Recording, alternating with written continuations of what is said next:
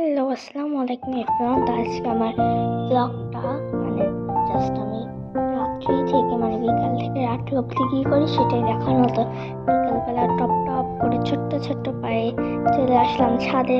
ছাদে এসে অনেক মজা, দৌড়াদৌড়ি থেকে শুরু করে লাফালাফি সব, অনেক গাছও ছিল এই ছাদে। তো আমি গাছটা হয়তো দেখায়নি, মনে নেই।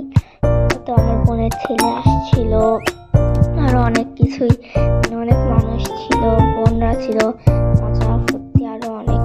আমার বোনের ছেলেটা ক্যামেরা দেখতে যেন কেমনই হয়ে যায়। যাই হোক, তো অনেক দৌড়াদৌড়ি করলাম, ঘেমে গিয়েছিলাম শীতের মধ্যে। দৌড়াদৌড়ি খেলার পরে তো ঘামবই, একটু বাতাস খেয়ে নিলাম।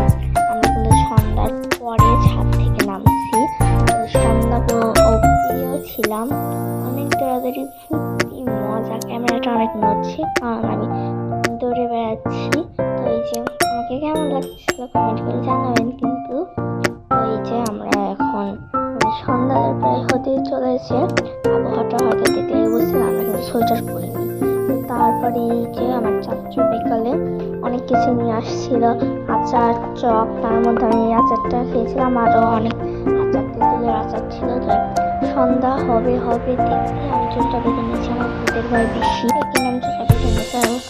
আবহাওয়াটা হয়তো দেখে বুঝেই গিয়েছেন যে সন্ধ্যার পরে আমি নেমেছি। তো এই যে রাত 9টার সময় পেঁয়াজু, সামোসা এবং সিঙ্গারা নিয়ে এসেছিল চাচু। সেগুলো খেলাম, লুডো খেলাম। লুডোতে খেলা ছিল আমি চাচুর দলে এবং আমরা আমার মা এবং আমার আন্টির এক দলে। আমরা এই যে হেরে গেছি, আমরা হেরে আমার ফুর্তি। তো রাত্রি ঠিক 12টা বাজার কয়েক মিনিট আগে আমরা বের হয়ে পড়ছি ঘুরতে। ঘুরতে তো না, চা খাওয়ার ওইখানেই ছিল আর কি। কারণ লুডোটা কিন্তু লুডো খেলে আমরা হেরে গেছি, করার কি আর কি। তো এখন আমরা বড় পুলের উপরে উঠছি। এটাই আমাদের সিরাজগঞ্জে এখানে নামটা বড় পুল, কিসের জন্য হয়তো আমি এখনো জেনে উঠিনি কিসের জন্য এটার বড় পুল নাম রাখা হয়েছে। আসলে হয়তো এটা বড় পুল বলতে গেলে এটা বড় ব্রিজটা। তো এই যে আস্তে আস্তে হেঁটে যাচ্ছিলাম, এইটা দেওয়া বড় টাক যাতে না যায়। তো আমি এখানে বলতেছিলাম যে শীতের মধ্যে একমাত্র আমাদের এই শীতের রাতে ফুর্তি উঠেছে, মজা আনন্দ, বড় পুলে যে লাফানো, ছবি ওঠা, আরও কি ছায়া নিয়ে ভ্লগ করা। দেখেন জাস্ট আমরা কিন্তু প্রায় অনেকক্ষণই ছিলাম বড় পুলের উপরে। তো এখান থেকে আবার রিক্সা করে যাব কাটাখালিতে আমরা চা খাইছিলাম, অনেক সুন্দর।